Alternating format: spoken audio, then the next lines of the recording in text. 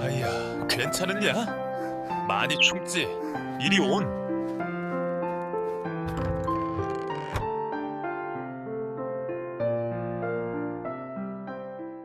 그 거지는 아이를 맡기고 사라졌습니다.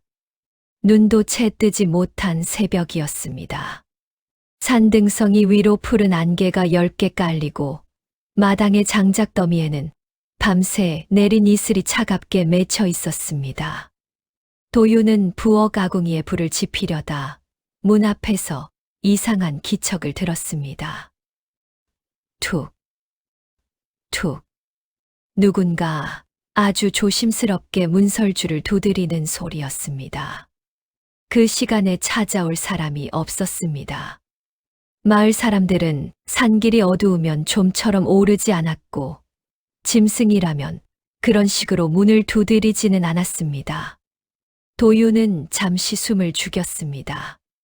그러다 문을 열었습니다. 그리고 그 앞에서 그는 작은 아이 하나를 보았습니다. 누더기 조각을 덮은 채 웅크리고 앉아있는 아이였습니다. 아이는 잠이 든 듯 고개를 푹 숙이고 있었습니다. 품에는 해진 천보자기가 꼭 안겨 있었고 맨발은 밤 공기에 새빨갛게 얼어 있었습니다. 그리고 아이의 곁 흙바닥 위에는 짧은 나무 조각 하나가 놓여 있었습니다. 거칠게 새긴 글씨가 보였습니다. 하루만 살려주시는 예, 이 아이로 갚겠습니다. 도유는 한참 그 글귀만 내려다보았습니다. 가슴이 서늘해졌습니다. 어제 저녁 분명 그 거지를 재워주었습니다. 굶어 죽기 직전인 듯한 늙은 사내였습니다. 쌀독 바닥을 긁어 겨우 지은 죽을 내어주고 오래된 것토까지 덮어 재웠습니다. 그런데 아침이 되자 거지는 사라지고 없었습니다. 남긴 것은 아이 하나뿐이었습니다. 도유는 급히 마당을 둘러보았습니다. 장작더미 뒤도 우물가도 산길 입구도 보았습니다. 그러나 사람 그림자 하나 없었습니다. 눈에 밟히는 것은 새벽 안개뿐이었습니다. 그는 다시 아이를 보았습니다. 아이는 추위 속에서도 울지 않았습니다. 그저 아주 작게 규칙적으로 숨을 쉬고 있었습니다. 긴 속눈썹에 이슬이 맺혀 있었습니다. 도유는 결국 아이를 안아들었습니다. 그 순간이었습니다. 아이가 아주 희미하게 마치 잠결에 웃듯 입꼬리를 올렸습니다. 그 작은 웃음이 어찌나 어이없고 또 가여웠는지 도유는 자기도 모르게 한숨처럼 중얼거렸습니다. 너는 대체 누구에게 맡겨진 것이냐? 아이는 대답하지 않았습니다. 그저 그의 품 안에서 더 깊이 파고들 뿐이었습니다. 그날 새벽 도유는 아직 몰랐습니다. 그 작은 아이 하나가 텅 빈 자신의 집뿐 아니라 인생 전체를 뒤흔들게 되리라는 것을. 그리고 그 거지가 정말 거지가 아니었을지도 모른다는 것을. 전날 저녁은 유난히 매서웠습니다. 바람이 산비탈을 핥고 내려와 초가 지붕을 달달 떨게 만들었습니다. 도유는 하루 종일 나무를 해도 손에 남는 것이 적었습니다. 장에 내다 팔 장작은 얼마 되지 않았고 쌀독은 바닥을 보인 지 오래였습니다. 그는 그날도 대충 끼니를 때우고 일찍 누우려 했습니다. 그때 문 밖에서 낮고 쉰 기침 소리가 났습니다. 처음에는 바람 소리인 줄 알았습니다. 그러나 곧 사람 기척이 섞였습니다. 문을 열자 늙은 사내 하나가 비틀거리며 서 있었습니다. 키는 크지도 작지도 않았습니다. 어깨는 잔뜩 구부정했고 누더기 옷에서는 먼지와 빗물 냄새가 함께 났습니다. 하룻밤만 처마 밑이라도. 사내는 그렇게 말했습니다. 목소리는 약했습니다. 하지만 이상하게 귀에 또렷이 박혔습니다. 도유는 망설이지 않았습니다. 처마 밑이 아니라 아예 안으로 들였습니다. 어차피 방 하나뿐인 집이었고 가진 것은 적었지만 이 추위에 사람을 밖에 둘 수는 없었습니다. 사내는 죽 한 그릇을 받자 한참 바라보다가 천천히 먹었습니다. 허겁지겁 삼키지도 않았습니다. 정말 굶주린 사람이라면 저럴 수 있나 싶은 정도로 조용하고 차분하게 한 숟갈씩 넘겼습니다. 도유는 그 모습이 좀 이상하다 생각하면서도 굳이 묻지 않았습니다. 어디서 오셨소? 먼 데서. 갈 곳은 있소. 가야 할 곳은 있습니다. 말은 했지만 대답 같지는 않았습니다. 아궁이 불이 일렁일 때마다 산의 얼굴에 그림자가 흔들렸습니다. 희한하게도 그 눈빛만은 누더기 차림과 어울리지 않았습니다. 가난에 짓눌린 사람의 눈이 아니었습니다. 뭔가를 오래 참고 지켜본 사람의 눈이었습니다. 도유는 마른 장작을 더 넣어 불을 살렸습니다. 사내는 한동안 불을 보다가 문득 물었습니다. 자네는 늘 이렇게 사는가? 도유는 피식 웃었습니다. 보이는 대로지요.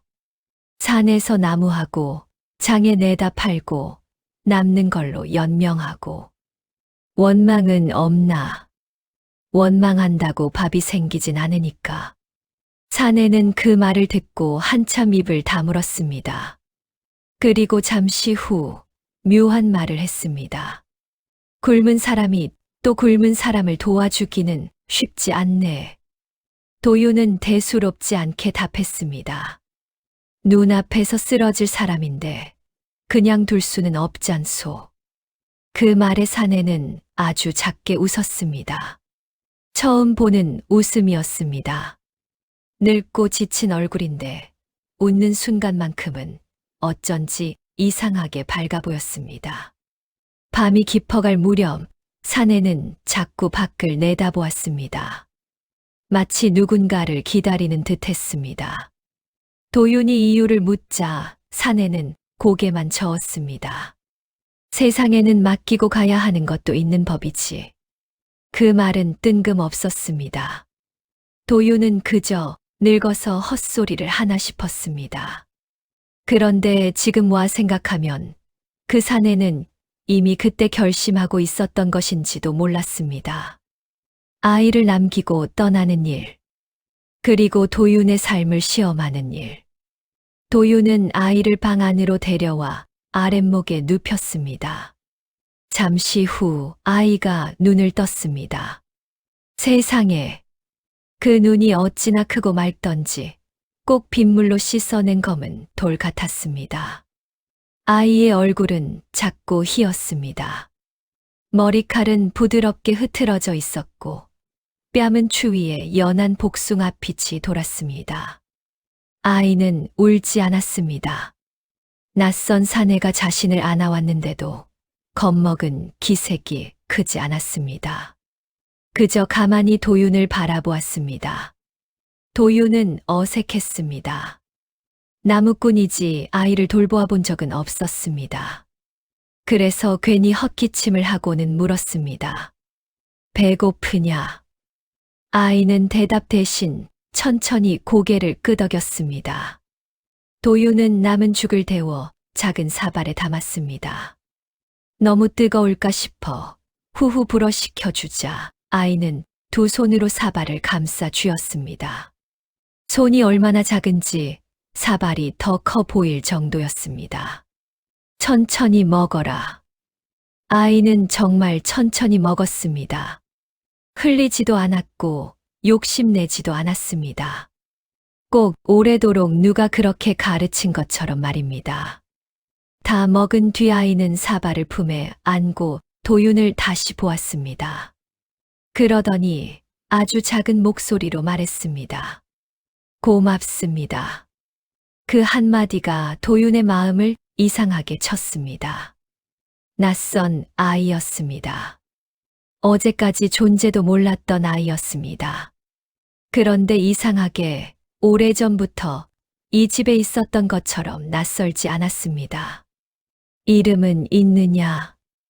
아이는 잠시 생각하는 듯 하다가 고개를 저었습니다. 없어요. 없다고? 아저씨가 불러주면 돼요.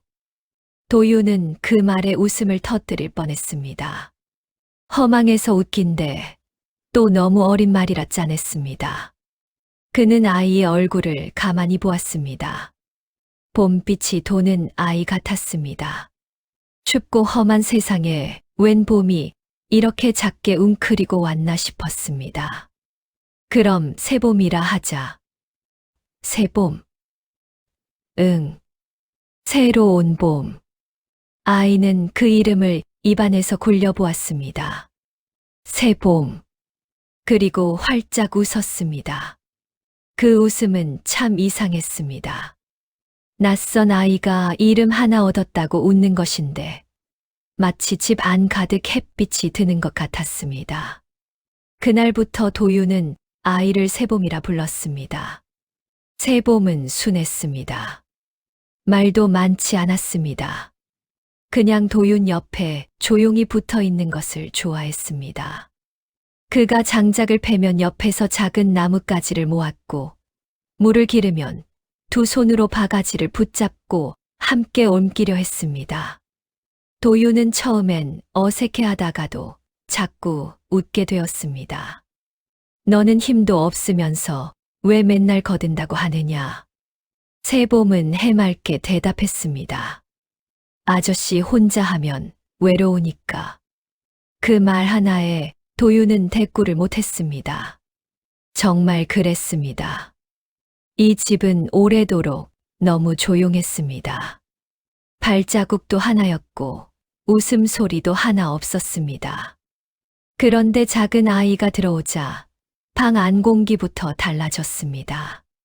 젖은 버선 한 짝 말리는 모습도, 밥풀을 볼에 묻히고 앉은 꼴도, 밤에 아랫목에서 도윤 팔을 베고 스르르 잠드는 것도 다 사람 냄새가 났습니다. 그래서 도윤은 아직 깨닫지 못했습니다. 정이 들기 시작할수록 헤어짐도 깊어진다는 것을. 새봄이 집에 온 뒤로 도윤의 삶은 눈에 띄게 달라졌습니다. 아침이면 새봄이 먼저 일어났습니다. 문을 열고 찬 공기를 한 번 쐰 뒤 다시 도윤 곁으로 와 쪼그리고 앉았습니다. 그리고 잠든 도윤의 얼굴을 물끄러미 바라보다가 그가 눈을 뜨면 반달 같은 웃음을 지었습니다. 일어났어요? 그 말이 어찌나 맑은지 아무리 피곤해도 화를 낼 수가 없었습니다. 도윤은 허름한 나무 인형 하나를 깎아 주었습니다. 그러자 새봄은 그것을 보물처럼 안고 다녔습니다. 인형의 눈코가 삐뚤어져도 좋다 했고 팔 하나가 짧아도 예쁘다 했습니다. 이건 아저씨 닮았어요. 어디가? 조금 무뚝뚝한데 따뜻해요. 도윤은 허허 웃고 말았습니다. 새봄은 밥을 많이 먹지 않았습니다. 오히려 걱정될 정도로 조금 먹었습니다. 그런데도 기운이 떨어지는 법이 없었습니다. 산비탈을 오르는 발걸음이 가볍고 추운 날에도 손끝이 얼지 않았습니다. 처음엔 아이가 워낙 야무진가 보다 했습니다. 그러나 곧 이상한 점들이 하나둘 눈에 띄었습니다. 도윤이 산에서 돌아오는 시간이 늦어지면 새봄은 늘 정확히 마당에 나와 서 있었습니다. 아직 멀리 산길 아래인데도 그가 돌아올 걸 미리 아는 듯 했습니다. 어떻게 알았느냐? 발소리가 들려요. 이 거리에서. 네. 제일 반가운 소리는 멀리서도 들려요. 그 말은 귀여웠습니다. 그래서 도윤은 대수롭지 않게 넘겼습니다. 또 한 가지. 새봄이 온 뒤로 집안의 살림이 희한하게도 조금씩 나아졌습니다.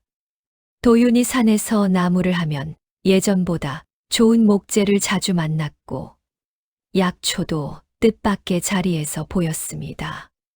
장에 내다 팔면 값을 조금 더 얹어 주는 사람도 생겼습니다. 만월댁 할멈은 그걸 보고 혀를 찼습니다. 내 팔자가 갑자기 필 리가 없는데 이상하구나. 도윤은 웃으며 말했습니다. 아이 복이 있나 보지요. 할멈은 새봄을 물끄러미 보았습니다. 그러더니 입술을 한번 깨물고는 다른 말을 삼켰습니다. 새봄은 마을 사람들에게도 귀여움을 받았습니다. 장에 따라가면 떡 한 조각, 엿 한 조각이 자꾸 손에 쥐어졌습니다. 그럴 때마다 새봄은 꼭 먼저 도윤에게 내밀었습니다. 아저씨 먼저, 내가 먹어라. 같이 먹어야 맛있어요. 그 작은 말들이 도윤의 메마른 마음을 부드럽게 적셨습니다. 그는 점점 새봄이 없는 삶을 생각하지 않게 되었습니다. 낯선 아이였지만 이제는 그저 아이가 아니라 식구였습니다. 없던 계절이 하나 집 안에 들어온 것 같았습니다. 그러나 세상 일이 늘 그렇듯 너무 따뜻해지면 사람은 방심합니다. 그리고 방심은 이상한 징조를 늦게 알아보게 만듭니다. 이상한 일은 아주 사소한 것에서 시작되었습니다. 어느 밤이었습니다. 도윤은 장작을 정리하다 늦게 방으로 들어왔습니다. 그런데 새봄이 아직 자지 않고 방문 앞에 쪼그리고 앉아 있었습니다. 왜 안 자고 있느냐? 새봄은 대답 대신 문 밖을 보며 웃었습니다. 오셨어요. 도윤은 순간 걸음을 멈췄습니다. 누가? 새봄은 손가락을 문 밖으로 뻗었습니다. 아까 왔다가 또 오셨어요. 문을 열어보니 아무도 없었습니다. 바람만 싸하게 지나갔습니다. 마당의 그림자도 담장 너머도 텅 비어 있었습니다. 아무도 없구나. 그 말에 새봄은 이상하다는 표정을 지었습니다. 있었는데, 누가 있었는데, 새봄은 한참 생각하다가 대답했습니다. 할아버지 같기도 하고 아닌 것 같기도 해요. 도윤은 어쩐지 등 뒤가 서늘해졌습니다. 그러나 아이 앞에서 티낼 수는 없었습니다. 꿈을 잘못 봤겠지. 새봄은 고개를 갸웃했습니다. 하지만 더 묻지 않았습니다. 그날 이후 새봄은 가끔 허공을 향해 인사했습니다. 마치 누군가와 눈을 마주치는 듯 했습니다. 안녕하세요. 오늘은 늦었어요. 아저씨는 착해요. 그럴 때마다 도윤은 심장이 덜컥했습니다. 처음에는 혼자 노는 아이 버릇인가 싶었습니다. 하지만 횟수가 잦아졌습니다. 더 묘한 것은 새봄이 그런 인사를 한 날은 꼭 집안에 설명하기 어려운 변화가 생긴다는 점이었습니다. 꺼져 가던 아궁이 불이 저절로 살아나기도 했고, 비어있던 뒤주 구석에 마른 밤 두어 알이 굴러있기도 했으며, 말라 죽을 것 같던 마당의 풀포기가 다음 날 파랗게 살아나기도 했습니다. 작은 기적 같았습니다. 복이라면 복이었습니다. 그런데 사람 마음이란 참 간사합니다. 처음에는 감사하다가도 자꾸 반복되면 덜컥 두려워집니다. 도윤은 어느 저녁 새봄을 무릎에 앉히고 물었습니다. 새봄아, 내가 보는 사람은 누구냐? 새봄은 도윤의 소매를 만지작거리다가 말했습니다. 잘 모르겠어요. 무섭지는 않으냐? 안 무서워요. 왜? 슬퍼 보여서요. 그 대답은 뜻밖이었습니다. 슬퍼. 새봄은 천천히 고개를 끄덕였습니다. 나를 보러 오는데 맨날 들어오지는 못해요. 도윤은 더 묻지 못했습니다. 아이의 말은 어눌했지만 거짓말처럼 들리지 않았습니다. 그래서 오히려 더 불안했습니다. 그날 밤 도윤은 잠을 이루지 못했습니다. 문틈으로 들어오는 달빛이 유난히 차가웠습니다. 그리고 한밤중 문 밖에서 정말로 발자국 소리가 났습니다. 또각, 또각. 사람 발소리였습니다. 느리지도 빠르지도 않았습니다. 누군가 마당을 한 바퀴 돌고 있는 듯 했습니다. 도유는 숨을 죽이고 일어났습니다. 도끼를 손에 쥐고 문 앞에 섰습니다. 그런데 새봄이 잠결에 중얼거렸습니다. 오지 마세요. 오늘은 안 돼요. 그 어린 목소리에 도유는 문을 열지 못했습니다. 정체를 확인해야 하는데 왠지 열면 안 될 것 같았습니다. 발소리는 한참 뒤에야 사라졌습니다. 그리고 다음 날 아침 마당 한가운데에는 작은 들꽃 한 송이가 놓여 있었습니다. 아직 눈 내릴 계절인데도 시들지 않은 봄꽃이었습니다. 새봄이 온 뒤로 도윤의 집에는 이상할 만큼 좋은 일들이 생겼습니다. 그런데 이상하리만치 그 좋은 일들은 언제나 마음 한구석을 불편하게 만들었습니다. 도윤이 산에 오르면 길을 잃지 않았습니다. 늘 막히던 바위 틈 뒤에서 감나가는 약초가 보였습니다. 비탈에서 미끄러질 법한 날도 이상하게 발이 헛디뎌지지 않았습니다. 어느 날은 쓰러진 나무 밑에서 묵직한 산삼을 캐기도 했습니다. 그 산삼 하나로 도유는 겨울을 날 쌀과 콩을 장만할 수 있었습니다. 이웃들은 모두 그를 부러워했습니다. 도유나, 내 팔자가 트였구나. 그 아이가 복덩이 아니냐? 애를 잘 들였네. 잘 들였어. 그 말을 들을 때마다 도유는 억지로 웃었습니다. 입꼬리는 올라갔지만 마음은 가라앉았습니다. 복이라면 왜 이렇게 자꾸 불안할까? 그가 제일 이상하게 여긴 것은 새봄의 눈빛이었습니다. 낮에는 분명 아이였습니다. 까르르 웃고 곶감을 보고 눈을 반짝이며 넘어지면 울음을 참으려 입술을 삐죽이는 그냥 아이였습니다. 그런데 가끔 해가 기울 무렵, 특히 노을이 방 안으로 길게 들어오는 때면 새봄은 너무 고요한 얼굴로 창밖을 바라보곤 했습니다. 그 표정이 어린아이 것이 아니었습니다. 무언가를 기다리고, 무언가를 알고, 무언가를 참는 사람의 얼굴 같았습니다. 도유는 그럴 때마다 괜히 말을 걸었습니다. 무엇을 보느냐? 새봄은 천천히 고개를 돌렸습니다. 해가 가는 거요. 그게 뭐가 그리 심각하냐? 오늘도 하루가 다 가니까요. 도유는 웃으려다 멈췄습니다. 그 말이 너무 어른스러웠습니다. 또 한 번은 이런 일도 있었습니다. 마을 아이 몇이 새봄과 놀다가 갑자기 울면서 집으로 달려갔습니다. 이유를 묻자 그중 하나가 벌벌 떨며 말했습니다. 새봄이가 나무 위에 있었어요. 나무 위? 응.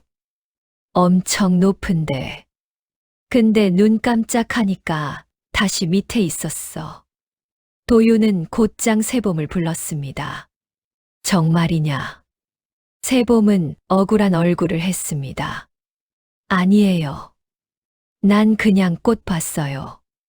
그런데 애들이 왜 그런 말을 하겠느냐? 새봄은 시무룩해졌습니다. 그리고 아주 조용히 말했습니다. 가끔 내가 먼저 가 있는 것처럼 보여요. 무슨 뜻이냐? 나도 잘 몰라요. 도유는 가슴이 먹먹해졌습니다. 혼내고 싶지 않았습니다. 그런데 그냥 넘길 수도 없었습니다. 밤이 되자 그는 만월댁을 찾아갔습니다. 할멈은 그의 얘기를 듣고 오래 침묵했습니다. 그러더니 마른 손으로 무릎을 쓸며 낮게 말했습니다. 도유나, 내가 데려온 것이 사람이 맞는지는 생각해 봤느냐? 도유는 얼굴이 굳었습니다. 아이입니다. 작고 배고프고 추위를 타는 그냥 아이예요. 그렇겠지. 낮에는 그 한마디에 도윤의 목덜미가 서늘해졌습니다. 할멈, 나도 함부로 말하고 싶진 않다. 하지만 사는 사람 것만 오가는 곳이 아니란다. 특히 은혜를 시험하는 것들은 처음엔 꼭 가엾은 얼굴을 하고 오지. 도윤은 벌떡 일어났습니다. 그만하시오. 애 앞에서 그런 소리라도 나오면 가만히 있지 않겠소. 만월댁은 한숨을 쉬었습니다. 화를 내는 걸 보니 정이 깊이 들었구나. 그 말이 더 아팠습니다. 도윤은 돌아서는 길 내내 마음이 무거웠습니다. 세봄이 사람인지 아닌지 그런 생각은 하고 싶지 않았습니다. 그저 아이였습니다. 추운 날 제품에 기대 잠들던 작은 생명이었습니다. 하지만 그날 밤부터 도윤은 스스로에게 거짓말하는 일이 점점 어려워졌습니다. 겨울 초입, 세봄이 처음으로 알아누웠습니다. 전날까지만 해도 멀쩡했습니다. 마당에 눈을 손으로 쓸어 작은 토끼 모양을 만들며 웃었습니다. 그런데 새벽이 되자 얼굴이 창백해지고 식은땀을 흘렸습니다. 도윤은 놀라 아이의 이마에 손을 얹었습니다. 차가웠습니다. 열이 나는 것이 아니라 오히려 몸에서 온기가 빠져나가는 듯 했습니다. 세봄아, 괜찮으냐? 세봄은 눈을 뜨려 했지만 쉽지 않은지 끙끙 앓기만 했습니다. 도윤은 곧장 만월댁을 불렀습니다. 할멈은 약초 달인 물을 가져와 아이 입술에 적셨습니다. 그러나 표정이 좋지 않았습니다. 이건 보통 몸살이 아니다. 그러면 무엇이오? 아이의 기운이 밖으로 자꾸 새고 있어. 도윤은 그 말이 무슨 소린지 몰랐습니다. 하지만 들은 순간부터 무서웠습니다. 하루 종일 세봄은 잠과 깨어남 사이를 오갔습니다. 가끔 눈을 뜨면 허공을 보며 중얼거렸습니다. 안 가요. 싫어요. 아저씨 혼자 두지 마세요. 그 말이 어찌나 가슴을 후벼 파는지 도윤은 아이 손을 꽉 붙잡았습니다. 그리고 해가 질 무렵이었습니다. 집 밖에서 이상한 소리가 들리기 시작했습니다. 사박, 사박, 사각. 눈을 밟는 발소리였습니다. 하나가 아니었습니다. 여럿이었습니다. 도윤이 문을 열자 마당 가장자리에 산짐승들이 모여 있었습니다. 토끼 2마리, 여우 1마리, 사슴 1마리, 심지어는 늘 사람을 피해 다니던 산꿩까지 지붕 위에 앉아 있었습니다.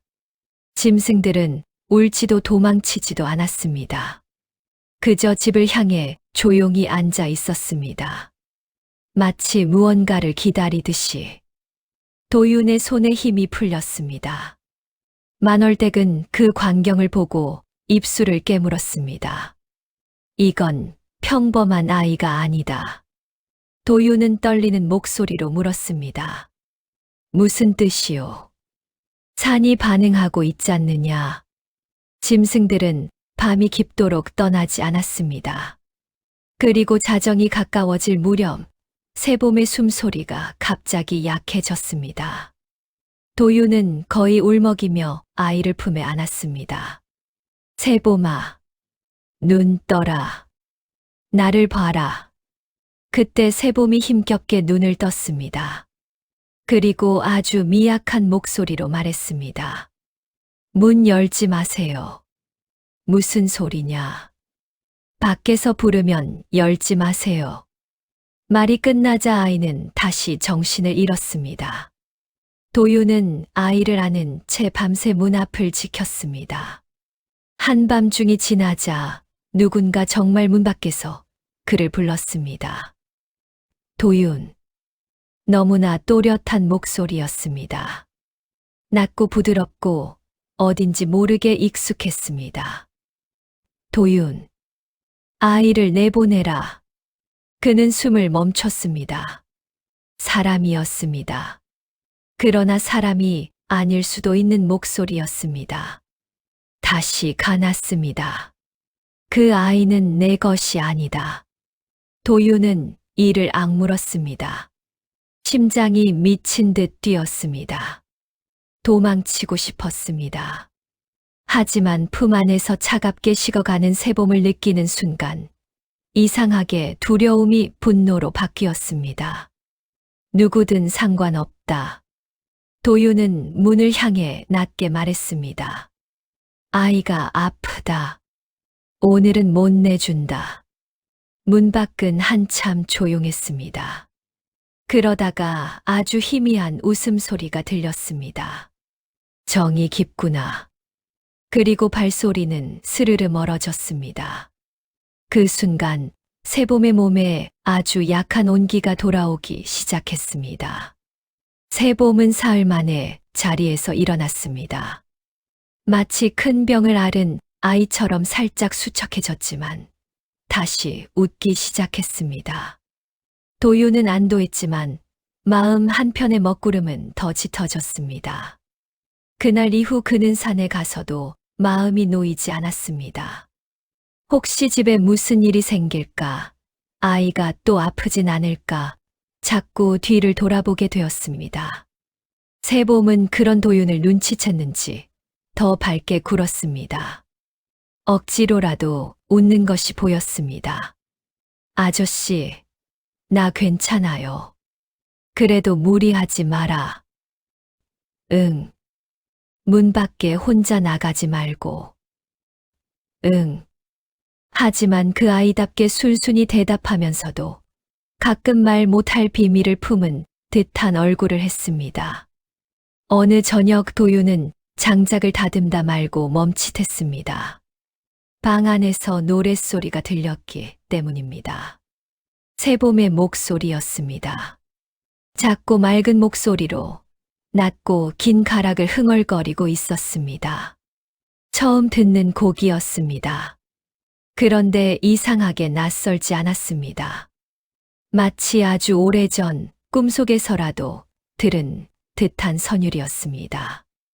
도윤은 조용히 방 안으로 들어갔습니다. 새봄은 창가에 앉아 하늘을 보며 노래하고 있었습니다.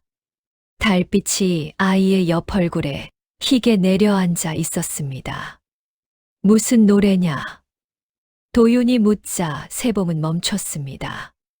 그냥 생각났어요. 누가 가르쳐 줬느냐? 아무도요. 처음 듣는 노래인데. 새봄은 고개를 갸웃했습니다. 이상해요? 도윤은 바로 답하지 못했습니다. 이상하다는 말로는 부족했습니다. 그 노래를 듣는 동안 그는 가슴이 저리고 눈물이 날 것 같았습니다. 그리운 것도 아닌데 그리웠고 슬픈 것도 아닌데 슬펐습니다. 그때 마침 만월댁이 약초를 들고 들렀다가 그 소리를 들었습니다. 할멈의 얼굴이 사색이 되었습니다. 그 노래 어디서 났느냐? 새봄은 눈을 깜빡였습니다. 그냥요. 만월댁은 다급하게 도윤을 밖으로 불렀습니다. 너 그 노래가 뭔지 아느냐? 모르오. 산제 때 부르던 기려는 소리다. 도윤은 눈을 크게 떴습니다. 산제. 아주 옛날 산이 노할 때 사람 대신 재물을 보내지 않으려고 산신께 비는 의식이 있었다. 이제는 아무도 안 한다. 가락도 거의 잊혔다. 그런데 저 아이가 왜 그걸 아느냐? 도윤은 목이 탔습니다. 할멈도 확실하오? 내가 젊을 때 한 번 들었다. 그 뒤로는 다시 못 들었어. 틀릴 리 없다. 도윤은 문 안쪽에서 들려오는 새봄의 발소리를 들으며 가슴을 눌렀습니다. 아이의 정체를 알고 싶었습니다. 그런데 알고 나면 모든 것이 바뀔 것 같아 두려웠습니다. 그날 밤 세봄은 도윤 품에 안겨 잠들면서 중얼거렸습니다. 아저씨, 왜 그러느냐? 나중에 내가 없어도 밥 잘 챙겨 먹어요. 도윤은 곧장 몸을 일으켰습니다. 그게 무슨 소리냐? 세봄은 졸린 눈을 비비며 겨우 웃었습니다. 그냥요. 하지만 도윤은 그 뒤로 한숨도 자지 못했습니다. 없어도 그 말이 마치 이미 정해진 날을 알고 하는 말처럼 들렸기 때문입니다. 겨울 한복판인데도 마을 우물 하나가 갑자기 말랐습니다. 그 우물은 웬만한 가뭄에도 바닥을 드러낸 적이 없었습니다. 마을 사람들은 술렁였습니다. 어르신들은 나쁜 징조라 했고 젊은이들은 돌무더기라도 막혔나 수군거렸습니다. 그날 도윤은 장에 다녀오느라 집을 비웠습니다. 돌아와 보니 세봄이 방 안에 앉아 있었습니다. 그런데 발이 젖어 있었습니다. 어디 갔다 왔느냐? 세봄은 잠시 멈칫했습니다. 그냥 잠깐. 눈밭에 다녀온 것 치곤 발이 너무 젖었다. 세봄은 입을 다물었습니다. 도윤은 난생 처음 아이에게 화를 냈습니다. 혼자 나가지 말라 했지. 말했지 않았느냐. 세봄의 눈가가 금세 붉어졌습니다. 그러나 울지는 않았습니다. 그 대신 아주 조용히 말했습니다. 우물이 울어서요. 도윤은 순간 말을 잃었습니다. 우물이 운다고? 응. 너무 시끄러워서 가봤어요. 도윤의 등골이 서늘해졌습니다. 그래서 물이 길을 잃었대요. 세봄아, 정말이에요. 아이의 얼굴은 진지했습니다. 장난 같지 않았습니다. 그날 저녁 마을 사람들은 놀란 얼굴로 떠들어댔습니다. 말랐던 우물에서 다시 물이 솟기 시작했다는 것이었습니다. 그것도 전보다 더 맑은 물이. 누가 돌을 치웠는지, 누가 손을 댄 것인지 아무도 몰랐습니다. 도윤은 세봄의 젖은 버선을 바라보다가 한마디도 하지 못했습니다. 그날 밤 그는 세봄이 잠든 뒤 작은 발을 살폈습니다. 아이 발바닥에는 흙이 거의 묻어 있지 않았습니다. 마치 눈길이 아니라 물길을 걸은 것처럼. 다음 날 최진사를 찾아간 도윤은 술기운도 없이 마른 목소리로 물었습니다. 진사 어른, 옛 기록 중에 물과 말을 하는 아이가 있습니까? 최진사는 콧잔등에 안경을 올리며 그를 보았습니다. 자네도 드디어 묻는군. 무슨 뜻입니까? 요즘 자네 집에 있는 아이 얘기가 마을에 은근히 돈다. 복덩이다, 요물이다, 산신이 보낸 것이다. 별소리가 다 있더군. 도윤은 얼굴을 굳혔습니다. 최진사는 한참 책장을 뒤적이다 오래된 문서 한 장을 꺼냈습니다. 아주 옛 기록에 이런 말이 있다. 은혜를 살피는 아이는 물과 짐승과 바람의 소리를 먼저 듣는다. 도윤은 손끝이 저려왔습니다. 은혜를 살핀다니요. 사람의 마음을 본다는 뜻이겠지. 다만 기록이 짧아 자세한 건 없다. 한 가지 더 재미있는 건 그런 아이는 아무 집에나 가지 않는다고 한다. 사람의 손을 빌려 머무는 동안 그 집의 주인을 시험하고 축복한다. 혹은 더 큰 것을 대신 짊어지게도 하고. 그 말은 위로가 아니었습니다. 도윤은 기록보다 자신의 가슴이 더 무서웠습니다. 세봄이 복인지 화인지가 아니라 이 아이가 언젠가 자기 곁에서 사라질지도 모른다는 예감이 점점 선명해지고 있었기 때문입니다. 눈이 펑펑 내리던 밤이었습니다. 바람이 문풍지를 흔들어 방 안이 쓸쓸하게 울었습니다. 도윤은 세봄에게 작은 솜저고리를 입혀주고 등을 토닥였습니다. 세봄은 도윤 무릎을 베고 누워 불빛을 바라보고 있었습니다. 한참 그러고 있다가 아이가 갑자기 물었습니다. 아저씨, 어미는 어떤 냄새가 나요? 도윤의 손이 멈췄습니다. 왜 그런 걸 묻느냐? 갑자기 생각났어요. 기억이 나느냐? 세봄은 아주 천천히 고개를 끄덕였습니다. 조금. 도윤은 심장이 쿵 내려앉는 기분이었습니다. 무엇이 기억나느냐? 세봄의 눈이 멀리 갔습니다. 불꽃이 흔들릴 때마다 아이의 동공 안에도 붉은 빛이 번졌습니다. 따뜻했어요. 나를 안고 있었고, 어두운 데였어요. 근데 무섭지는 않았어요. 얼굴은 잘 모르겠어요. 울고 있었던 것 같아요. 도윤은 목구멍이 꽉 막혔습니다. 그리고 세봄은 도윤 손가락을 잡았습니다. 누가 데려갔어요? 누가? 긴 옷 입은 사람들이요. 사람들이? 응. 근데 나를 안고 간 사람은 사람이 아닌 것 같았어요. 도윤은 더 캐묻고 싶었지만 아이 얼굴이 점점 힘들어 보여 멈췄습니다. 그러나 세봄은 스스로 말을 이었습니다. 어미가 그랬어요. 뭐라고? 살아남으라고. 도윤은 숨을 참았습니다. 그리고 착한 사람을 만나면 거기서 봄을 배우라고. 그 말이 끝나자 방 안은 너무 조용해졌습니다. 아궁이 타는 소리만 아주 작게 들렸습니다. 도윤은 눈을 감았다 떴습니다. 도대체 누가 이런 아이를 어디서 데려와 자신에게 맡긴 것일까? 왜 하필 자신이었을까? 세봄은 그날 처음으로 도윤 가슴에 얼굴을 묻고 울었습니다. 서럽게 흐느끼지도 않았습니다.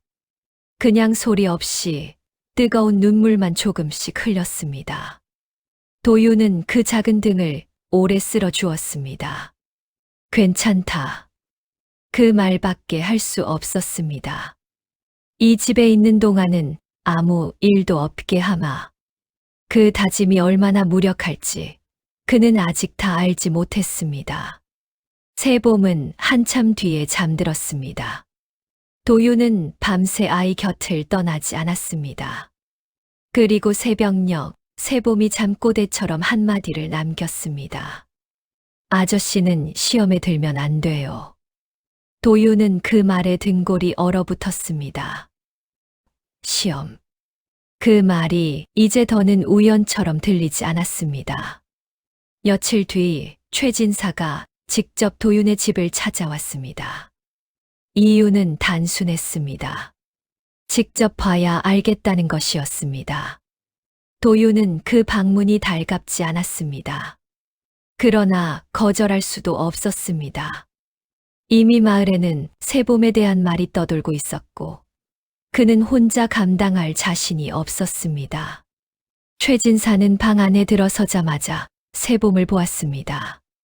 세봄은 도윤 뒤에 반쯤 숨어 그를 살폈습니다. 노선비는 한동안 말이 없었습니다. 그러다 뜻밖에도 아주 천천히 허리를 굽혀 세봄에게 절을 했습니다. 도윤은 깜짝 놀랐습니다. 진사어른, 왜 이러십니까? 최진사는 낮게 대답했습니다. 예를 갖춘 것뿐이네. 아이한테요? 아이로 보이는 것에게. 도윤의 얼굴이 굳었습니다. 세봄은 그런 최진사를 보며 조용히 고개를 숙였습니다. 마치 그 예를 당연하게 받는 것처럼. 최진사는 마루에 앉아 차를 한 모금 마신 뒤 말했습니다. 오래된 기록을 더 뒤져봤네. 정확한 이름은 다 다르더군. 산의 아이라 부르기도 하고 은덕동자라 하기도 하고 길 잃은 신손이라 부르기도 했어. 그래서 결론이 뭡니까? 공통된 것은 하나뿐이네. 그 존재는 사람의 집에 잠시 머물며 그 집 주인의 마음을 끝까지 본다. 도윤은 입술을 깨물었습니다. 마음을 본 뒤엔요. 최진사는 대답하기 전 잠깐 세봄을 바라보았습니다. 그 마음이 끝까지 흔들리지 않으면 큰 복을 남기고 떠난다. 그러나 욕심이나 두려움이 사랑을 이기면 그 집은 오랫동안 메마른다. 도윤은 손을 꽉 쥐었습니다. 그럼 시험이라는 게 뭡니까? 최진사는 고개를 저었습니다. 기록마다 달라. 돈일 수도, 생명일 수도, 믿음일 수도 있다. 그때였습니다. 세봄이 아주 조용히 입을 열었습니다. 이번엔 슬픔이에요. 방 안의 공기가 멎었습니다. 도윤과 최진사는 동시에 아이를 바라보았습니다. 무슨 뜻이냐?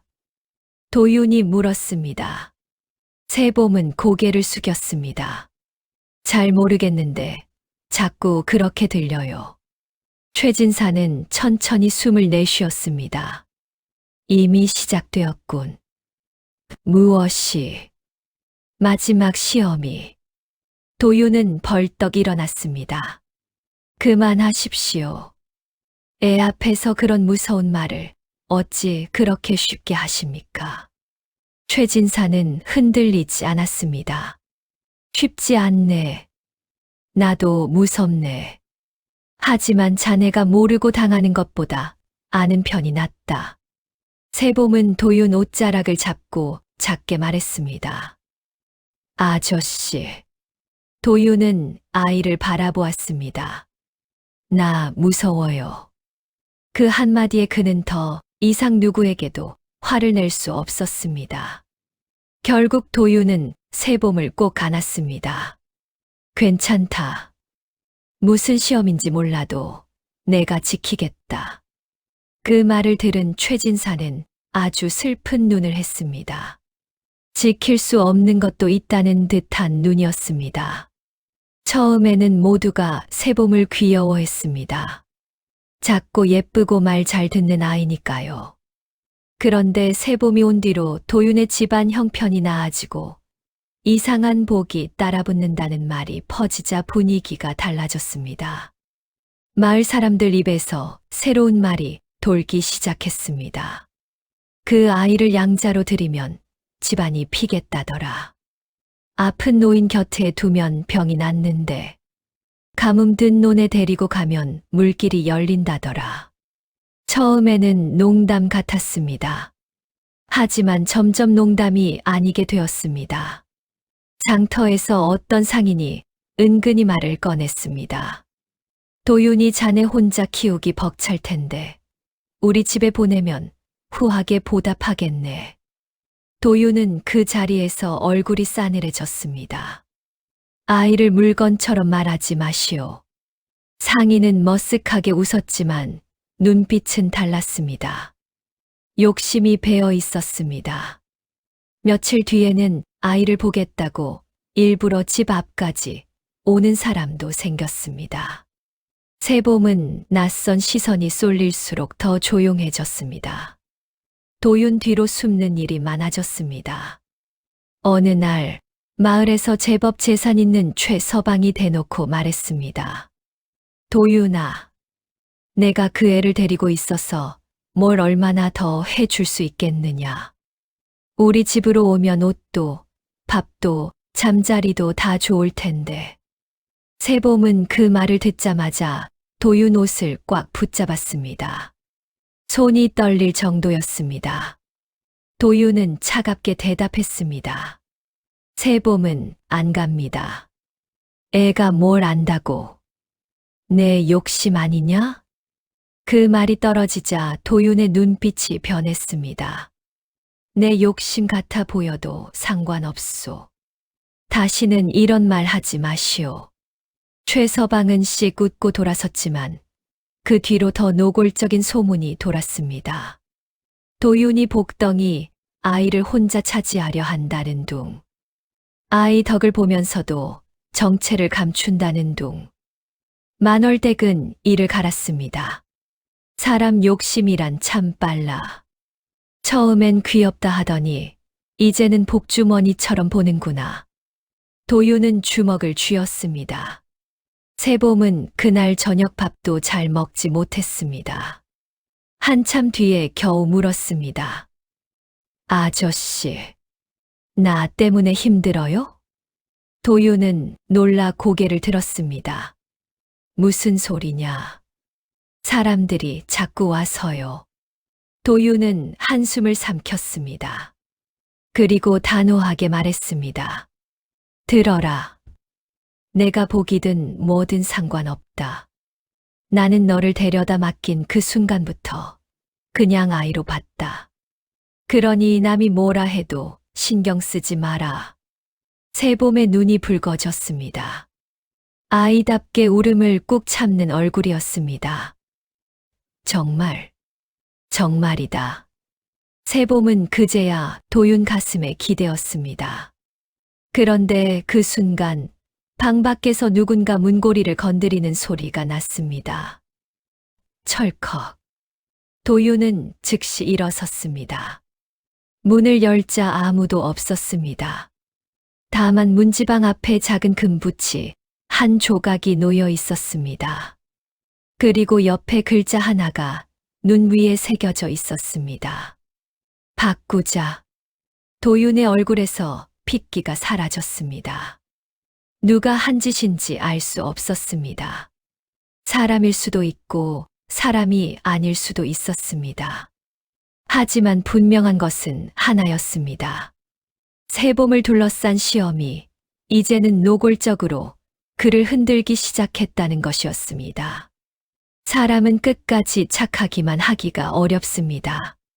가난이 길어지면 마음이 닳고 두려움이 길어지면 믿음도 닳습니다.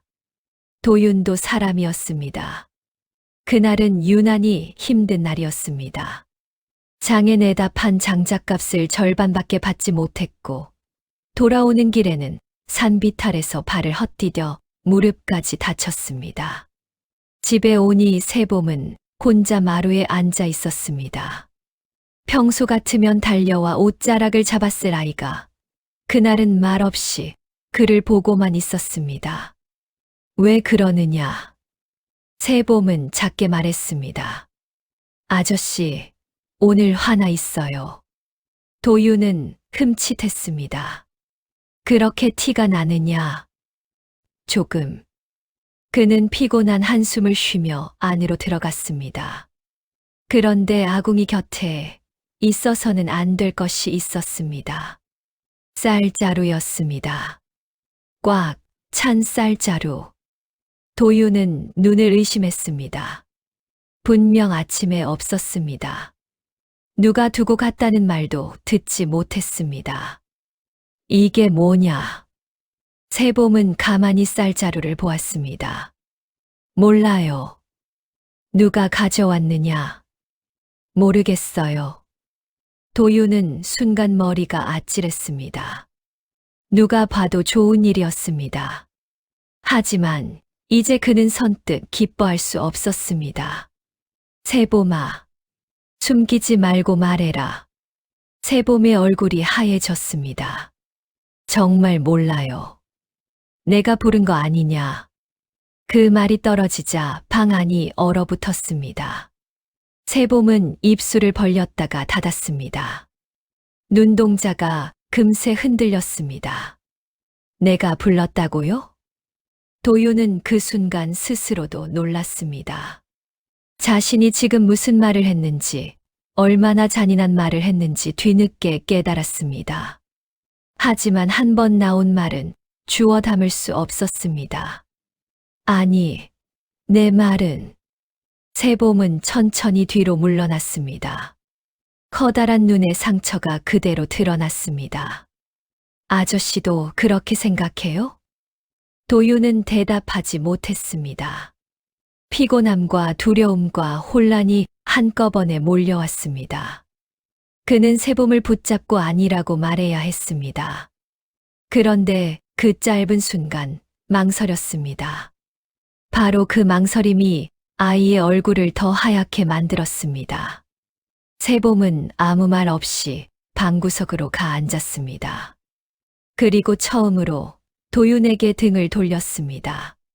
그날 밤 집안에는 아무런 기적도 일어나지 않았습니다. 불은 자꾸 꺼졌고 찬바람은 문틈으로 거칠게 들어왔습니다. 도윤은 쌀자루 앞에 앉아 오래도록 움직이지 못했습니다. 결국 그는 그 쌀로 밥을 짓지 못했습니다. 마치 누구의 시험지 위에 놓인 미끼처럼 보여서였습니다. 새벽녘이 되어 그는 잠든 세봄 곁으로 갔습니다. 아이의 얼굴은 울다 지친 흔적이 남아 있었습니다. 도윤은 조용히 속삭였습니다. 미안하다. 그런데 그 순간 세봄이 눈도 뜨지 않은 채 중얼거렸습니다. 아저씨도 결국 무서울 거라고 했어요. 도윤은 심장이 덜컥 내려앉았습니다. 누가 그런 말을 했단 말인가. 세봄은 다시 잠에 빠졌지만 도윤은 그 말 한마디 때문에 새벽이 밝을 때까지 꼼짝하지 못했습니다. 그날이었습니다. 그가 처음으로 깨달은 것은 시험은 돈이나 복으로만 오는 것이 아니라는 것. 정말 무서운 시험은 사랑하는 것을 의심하게 만드는 방식으로 온다는 것이었습니다. 다음 날 아침 세봄이 보이지 않았습니다. 도윤은 잠에서 깨자마자 아이를 찾았습니다. 아랫목도, 부엌도, 마당도 비어 있었습니다. 집신도 그대로인데 아이만 없었습니다. 그는 얼굴이 새파랗게 질렸습니다. 세봄아. 아무 대답이 없었습니다. 눈밭 위에는 작은 발자국이 산 쪽으로 이어져 있었습니다. 도윤은 무릎 아픈 것도 잊고 곧장 그 길을 따라 달렸습니다. 산길은 미끄러웠고 바람은 세찼습니다. 발자국은 어느 지점부터 희미해졌다가 다시 또렷해지기를 반복했습니다. 마치 아이가 걷다 멈추고 서 있다가 다시 간 듯했습니다.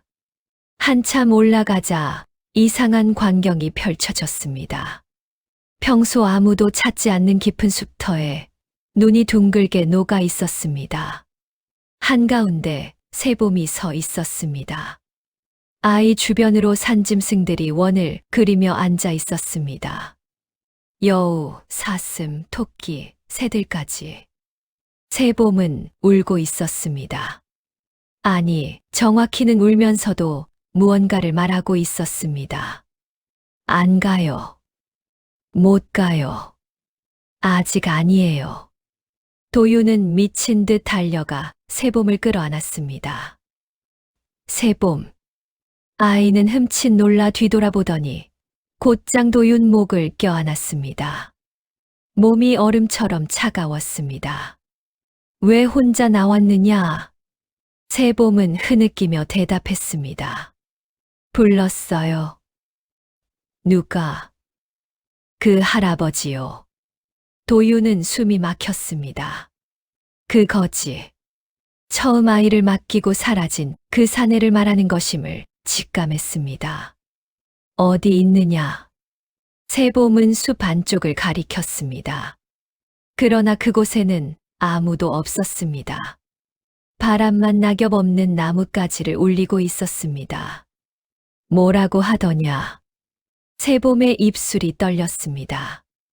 이제 돌아갈 때가 됐대요. 도윤은 아이를 더 세게 안았습니다. 안 된다. 아저씨. 누가 뭐래도 안 된다. 세봄은 그 품 안에서 더 크게 울었습니다. 근데 내가 있으면 아저씨가 자꾸 아파져요. 그 말에 도윤은 멎었습니다. 무슨 말이냐? 나 때문에 시험이 와요. 나 때문에 사람들이 욕심내고 아저씨가 슬퍼지고. 나 때문에. 그만. 도윤의 목소리가 떨렸습니다. 그건 내 잘못이 아니다. 세봄은 고개를 저었습니다. 그분이 그랬어요. 나는 그냥 오는 게 아니래요. 사람이 진짜 착한지, 진짜 끝까지 따뜻한지 보려고 오는 거래요. 도윤은 눈을 감았다 떴습니다. 이제 더는 부정할 수 없었습니다. 세봄은 평범한 아이가 아니었습니다. 하지만 그 사실이 아이를 덜 사랑하게 하지는 않았습니다. 오히려 더 아팠습니다. 그는 세봄을 업고 천천히 산을 내려왔습니다. 짐승들은 한동안 뒤를 따르다가 숲 경계에서 멈췄습니다. 그날 이후 도윤은 아이를 혼자 두지 않았습니다. 하지만 마음속에서는 이미 알고 있었습니다. 떠날 날이 가까워지고 있다는 것을.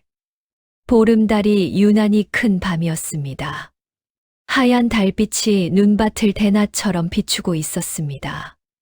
도윤은 세봄을 품에 안고 앉아 있었습니다. 아이는 요 며칠 부쩍 말이 줄었습니다. 웃어도 어딘지 슬픈 웃음이었습니다. 그러다 문 밖에서 익숙한 기침 소리가 났습니다. 도윤의 온몸이 굳었습니다. 그 소리. 분명 처음 그 거지가 왔던 밤의 소리였습니다. 도윤. 낮고 쉰 목소리. 도윤은 천천히 일어났습니다. 세봄의 손이 그의 옷을 꽉 잡았습니다. 열지 마세요. 하지만 도윤은 이번엔 피할 수 없다는 걸 알았습니다. 문 밖의 존재가 누구든 이제는 마주해야 했습니다. 그는 문을 열었습니다. 문 앞에는 정말 그 사내가 서 있었습니다. 누더기 차림 그대로였습니다. 그러나 처음보다 훨씬 또렷하게 보였습니다. 허름한데도 초라해 보이지 않았고 늙었는데도 기운이 꺾이지 않았습니다. 눈빛은 깊고 맑았습니다. 사내는 도윤과 세봄을 번갈아 보았습니다.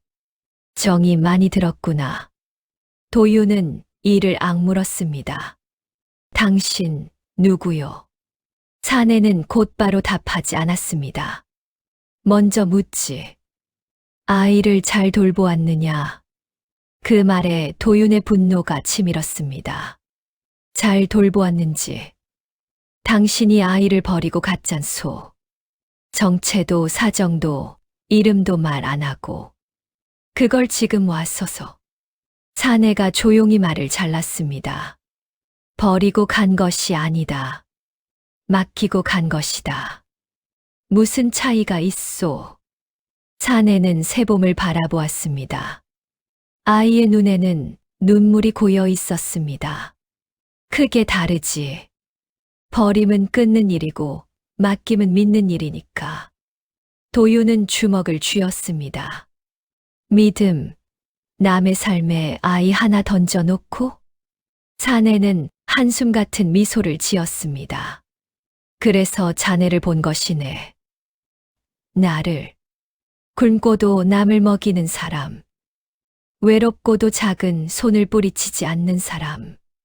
하지만 상처받으면 흔들릴 수밖에 없는 아주 평범한 사람. 도윤은 사내를 노려보았습니다. 결국 시험했다는 말이오. 그렇다. 그 대답은 너무 담담했습니다. 도윤은 한 걸음 앞으로 나섰습니다. 당신이 신이든 귀신이든 상관없소. 이 아이를 울리고 내 마음을 뒤흔들고 마을까지 어지럽힌 걸 용서할 생각은 없소. 사내는 그 말을 듣고도 화내지 않았습니다. 오히려 슬픈 표정을 지었습니다. 그렇게 말할 줄 알았다. 그래서 아직 늦지 않았는지도 모르지. 무슨 뜻이오? 사내는 달빛 아래에서 또렷하게 말했습니다. 세봄은 사람 세상에 오래 머물 수 없는 아이네. 산과 물과 바람이 빌려 키운 혼이다. 아주 오래전 한 여인이 제 아이를 살리기 위해 마지막 숨으로 빌었지. 착한 사람 곁에 한 철만 보내달라고. 도윤은 숨을 삼켰습니다. 그럼 정말 신의 아이란 말이오? 이름은 중요하지 않다. 중요한 것은 이 아이가 사람의 품에서 봄을 배우고 그 품이 끝까지 아이를 아이로 볼 수 있는가였네. 세봄은 그 말을 듣고 조용히 울었습니다. 도유는 아이를 뒤로 감쌌습니다.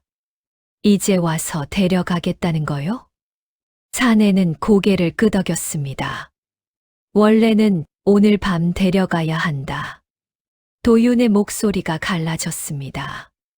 원래는? 하지만 아직 자네에게 선택이 있다. 그 순간 방 안의 불빛까지 흔들리는 듯 했습니다. 선택. 도윤은 본능적으로 그 말이 마지막 시험이라는 걸 알았습니다. 사내는 문 앞에서 낮게 말했습니다. 선택은 둘 중 하나다. 도윤은 아무 말도 하지 않았습니다. 세봄은 그의 뒤에서 떨고 있었습니다. 첫째, 아이를 보내라. 그러면 자네 삶에는 큰 복이 남을 것이다. 굶주림도, 외로움도, 가난도 오래 가지 않을 것이다. 도윤은 얼굴을 굳힌 채 들었습니다. 둘째, 아이를 붙잡아라. 그러면 자네가 가진 가장 소중한 것을 잃게 된다. 그 대가를 견디면 아이는 잠시 더 머물 수 있다. 도윤은 마른 침을 삼켰습니다. 가장 소중한 것? 사람마다 다르지. 그 말은 칼 같았습니다.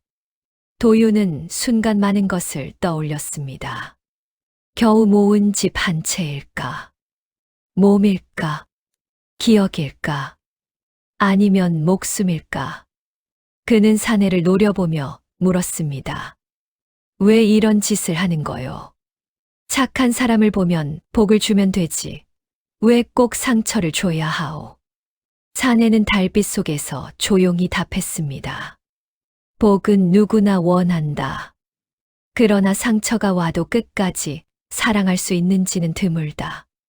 도윤은 말문이 막혔습니다. 세봄이 그때 울먹이며 입을 열었습니다. 아저씨, 보내주세요. 도윤은 고개를 획 돌렸습니다. 아이는 눈물을 뚝뚝 흘리면서도 억지로 웃고 있었습니다. 나 괜찮아요. 괜찮긴 뭐가 괜찮으냐. 아저씨가 다치면 싫어요. 도윤은 가슴이 무너져 내리는 것 같았습니다. 이 아이는 끝까지 자기 걱정이 아니라 제 걱정을 하고 있었습니다. 사내가 다시 말했습니다. 결정해라. 달이 서산에 걸리기 전까지. 그리고 그는 몇 걸음 물러나 마당 끝에 섰습니다. 완전히 떠나지도 완전히 다가오지도 않은 채로. 도윤은 방 안으로 들어왔습니다. 세봄은 눈물을 훔치며 그를 올려다보았습니다. 아저씨. 도윤은 무릎을 꿇고 아이와 눈을 맞췄습니다. 처음 이 아이를 품에 안았을 때가 떠올랐습니다. 얼어붙은 발, 잠든 얼굴, 이름이 없어 자신이 불러달라던 작은 목소리, 그리고 그 뒤의 날들이 줄줄이 떠올랐습니다. 첫 웃음, 첫 떡. 아저씨 먼저 같이 먹어야 맛있어요 하던 말. 밤마다 저를 기다리던 발소리. 혼자 하면 외로우니까 하며 곁을 맴돌던 작은 그림자.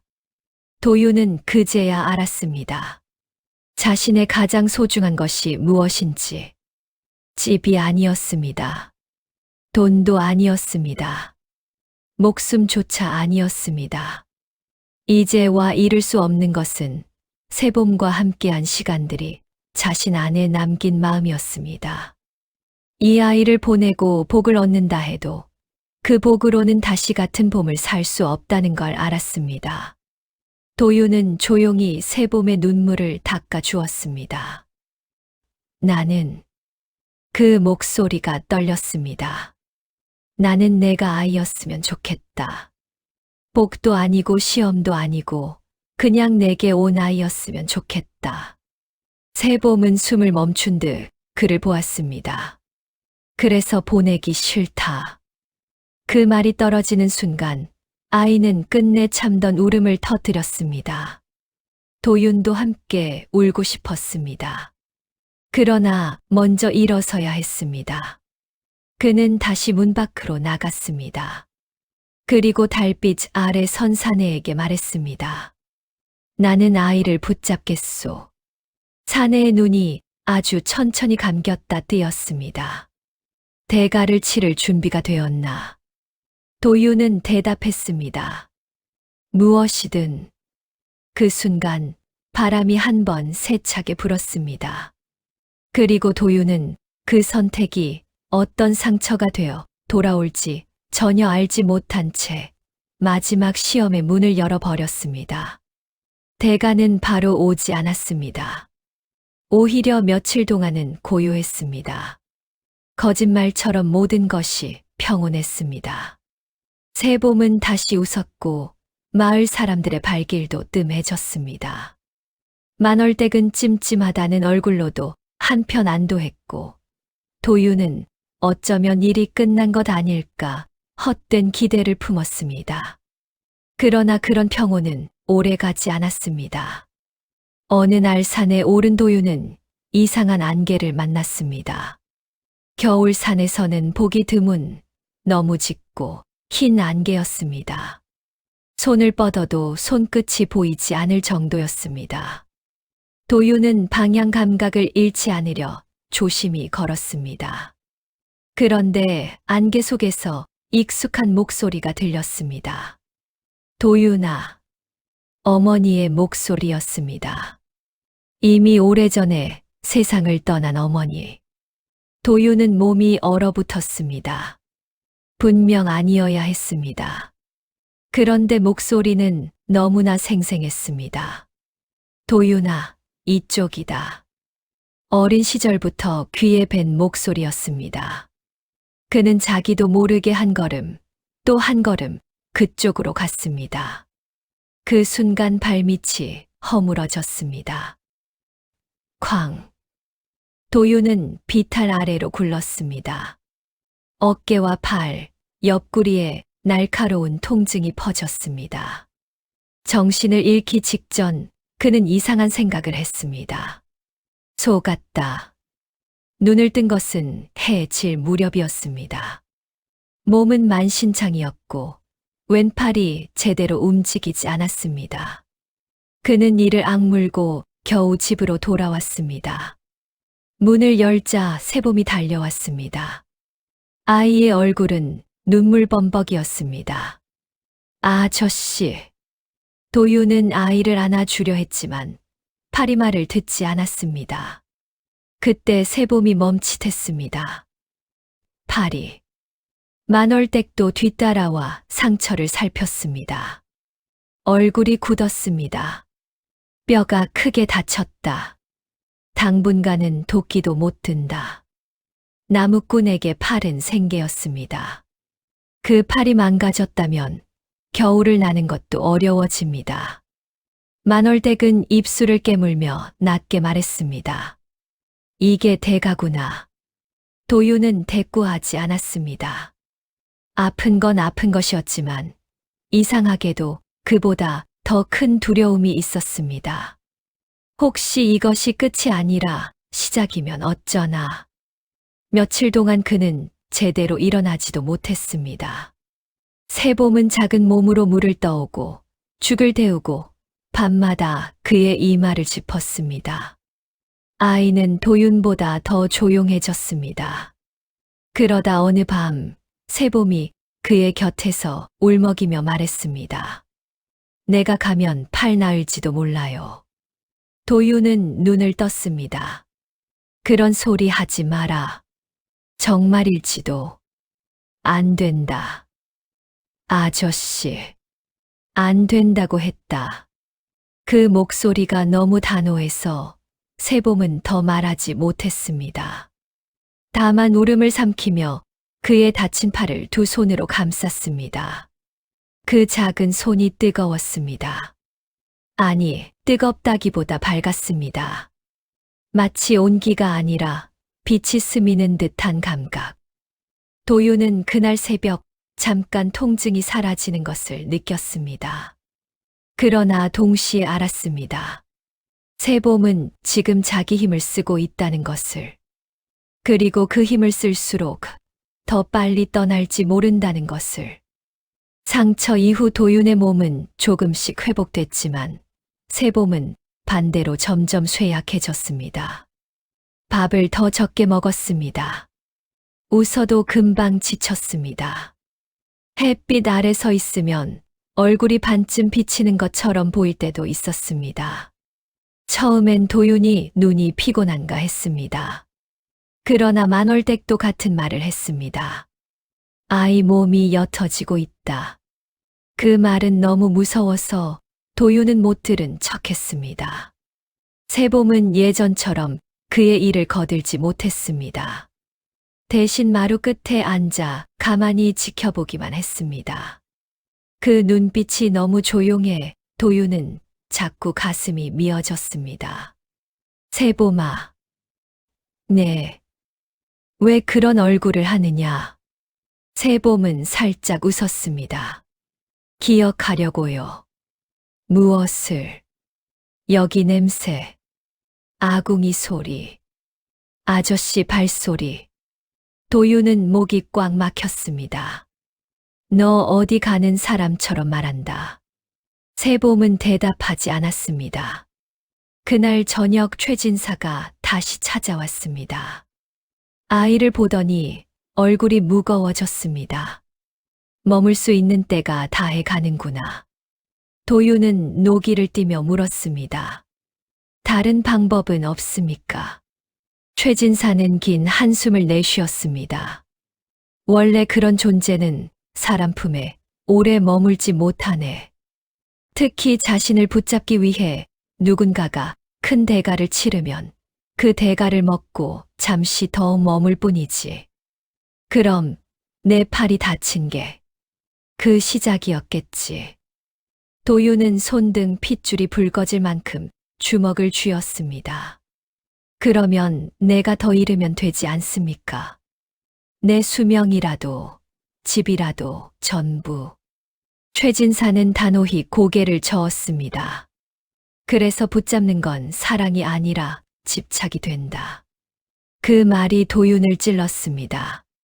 그는 변명하고 싶었습니다. 자기는 집착하는 게 아니라 지키고 싶은 거라고. 하지만 말이 나오지 않았습니다. 세봄은 두 어른의 대화를 가만히 듣고 있다가 조용히 말했습니다. 아저씨. 도윤은 아이를 보았습니다. 나 이제 알아요. 뭘? 왜 내가 왔는지. 도윤은 숨을 삼켰습니다. 왜인데? 세봄은 아주 천천히 또박또박 말했습니다. 아저씨가 착해서 온 게 아니에요. 그 말이 뜻밖이라 도윤은 멍하니 바라만 보았습니다. 세봄은 웃지도 울지도 않는 얼굴로 말을 이었습니다. 아저씨가 외로워서 왔어요. 그리고 누군가를 잃는 게 얼마나 무서운지 배워야 해서요.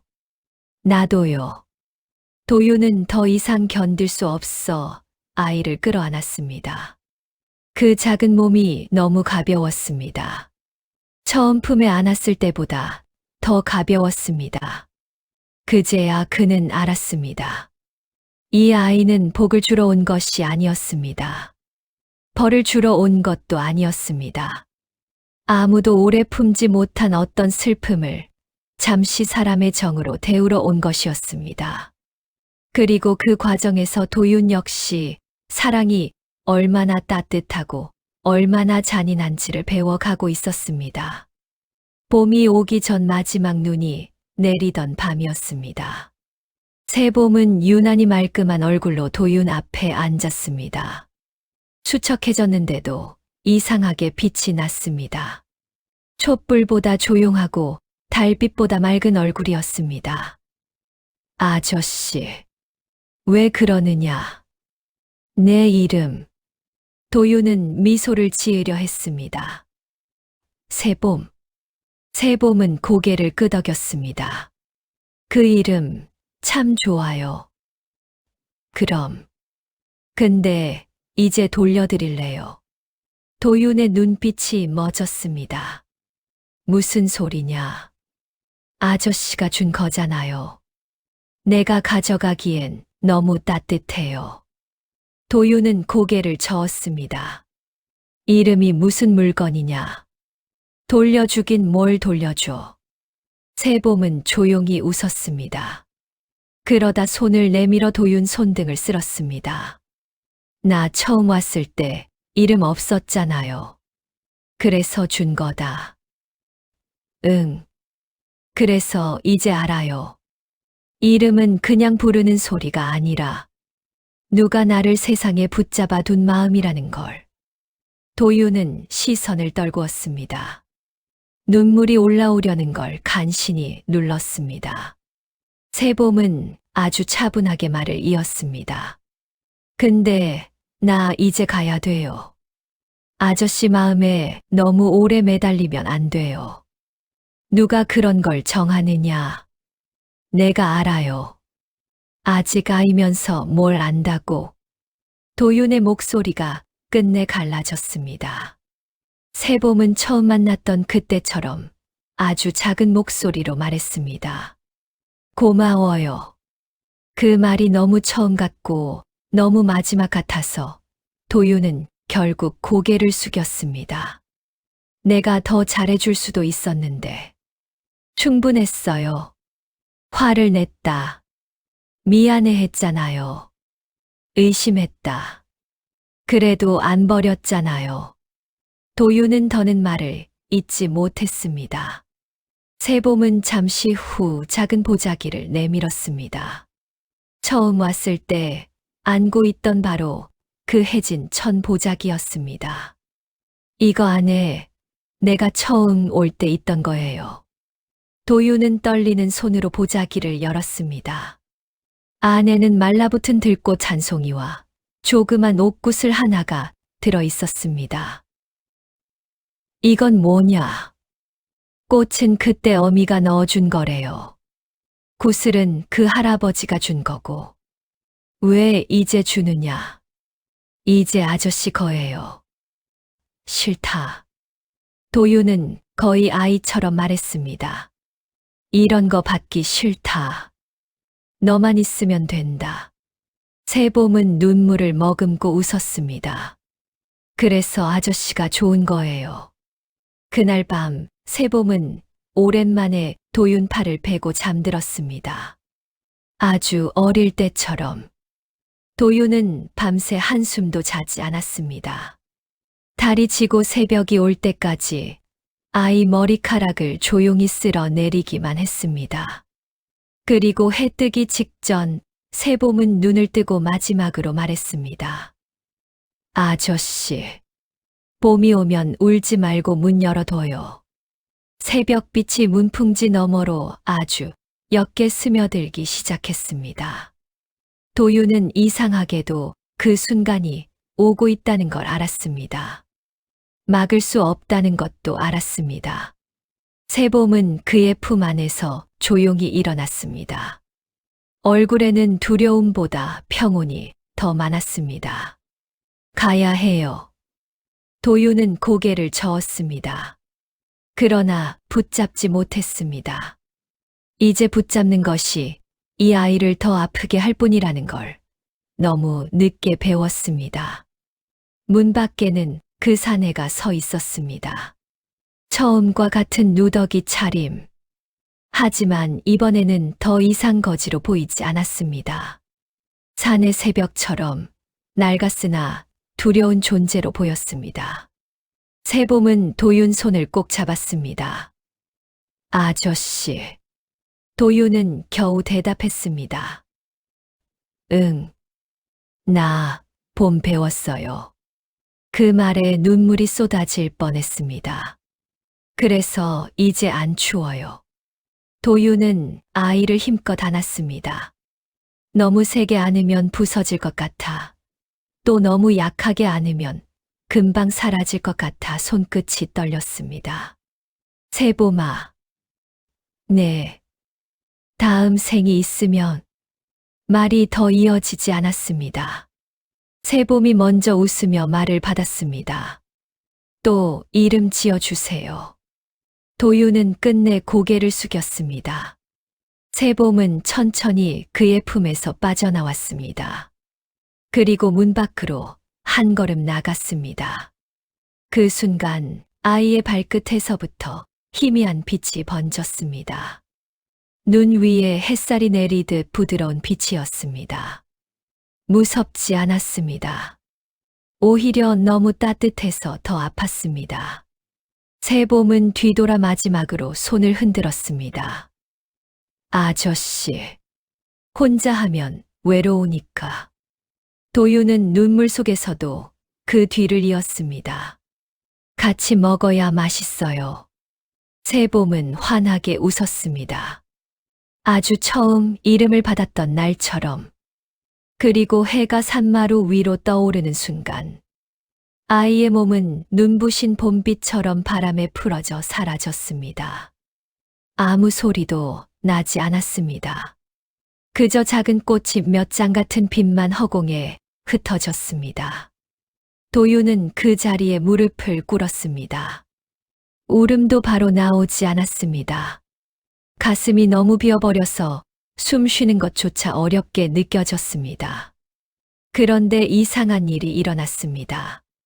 차가운 겨울 새벽인데도 방 안에서는 따뜻한 기운이 흘렀습니다. 아궁이 불을 더 떼지 않았는데도 온기가 남아 있었습니다. 세봄이 누워있던 자리에는 연한 꽃향기 같은 것이 맴돌았습니다.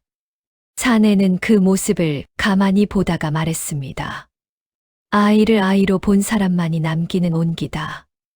도유는 고개를 들지 않은 채 물었습니다. 다시는 못 봅니까? 사내는 잠시 침묵했습니다. 모든 봄은 한 번 떠난 뒤에도 흔적을 남긴다. 그 말은 답 같기도 하고 아니기도 했습니다. 도유는 그저 바닥만 보았습니다. 눈물방울이 흙바닥에 천천히 스며들었습니다. 그리고 문득 사내의 그림자가 보이지 않는다는 것을 알아차렸습니다. 도윤이 놀라 고개를 들었을 때 문 밖에는 이미 아무도 없었습니다. 눈밭 위에는 작은 발자국 2줄만 남아 있었습니다. 하나는 아이의 것이고 하나는 그를 데려간 존재의 것이었습니다. 그리고 그 발자국 끝에는 봄에나 피는 들꽃 한 무리가 고요히 피어 있었습니다. 새봄이 떠난 뒤 집은 다시 조용해졌습니다. 너무 조용했습니다. 예전에도 혼자 살았는데 그때의 고요와는 달랐습니다. 그때는 비어 있을 뿐이었고 지금은 비어 있는데도 무언가 남아 있었습니다. 도유는 며칠 동안 제대로 먹지 못했습니다. 밥을 짓다가도 새봄에 같이 먹어야 맛있어요가 들리는 것 같았습니다. 문을 열다가도 아저씨 왔어요? 하는 목소리가 들릴 것 같았습니다. 그런데 이상하게도 그는 완전히 무너지지는 않았습니다. 새봄이 남긴 보자기 안에 옥구슬과 말라붙은 꽃. 그것들을 손에 쥐고 있으면 이상하게 마음이 아주 조금씩 가라앉았습니다. 그리고 얼마 지나지 않아 마을에서 희한한 소문이 돌기 시작했습니다. 도윤이 사는 산자락 주변으로 물길이 더 좋아졌다는 것이었습니다. 가뭄에 말라 가던 밭도 그 근처만큼은 덜 탔고 산짐승들이 마을 곡식을 해치는 일도 눈에 띄게 줄었습니다. 봄이 오자 도윤의 집 앞에만 작은 꽃들이 유난히 먼저 피었습니다. 사람들은 수군거렸습니다. 그 아이가 정말 복을 남기고 간 게지. 도윤이 큰 덕을 쌓았나 보다. 그러나 도윤은 이제 그런 말에 크게 흔들리지 않았습니다. 복이라는 말조차 어쩐지 가볍게 들렸습니다. 새봄이 남긴 것은 돈이나 행운이 아니었습니다. 그보다 더 오래 가는 것이었습니다. 도윤은 조금씩 달라졌습니다. 전에는 혼자 살아남는 데만 익숙했습니다.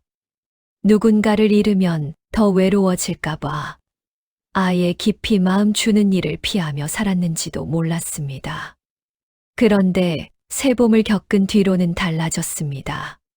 장터에서 굶는 아이를 보면 더 오래 쳐다보게 되었고, 길 잃은 강아지를 보면 그냥 지나치지 못했습니다.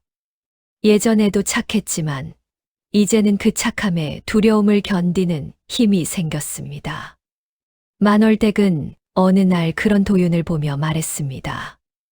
예전엔 내가 남을 도와도 어딘가 비어 있었는데, 이제는 아픈 데를 알고 도와주는 얼굴이 되었구나.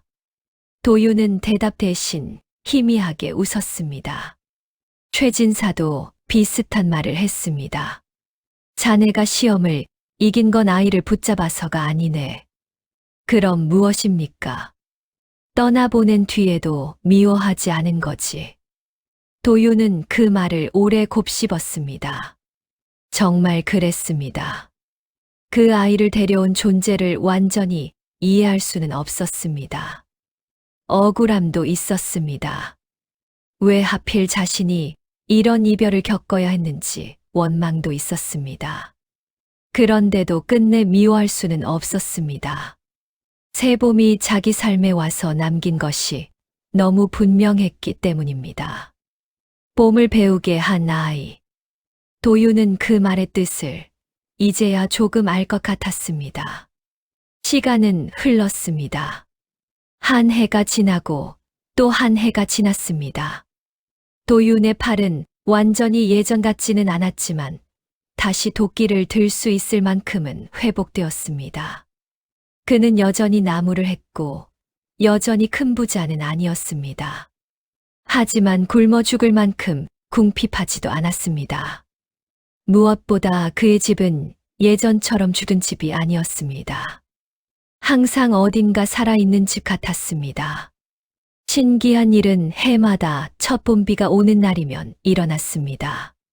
비가 내린 다음 날 아침 문을 열면 늘 문지방 앞에 작은 들꽃 한 송이가 놓여 있었습니다. 겨울 끝에 피는 이른 꽃이었습니다. 누가 두고 가는지 본 적은 한 번도 없었습니다. 처음에는 우연이라 여겼습니다. 하지만 세 해째, 네 해째 반복되자 도윤은 더 이상 우연이라 여기지 않았습니다.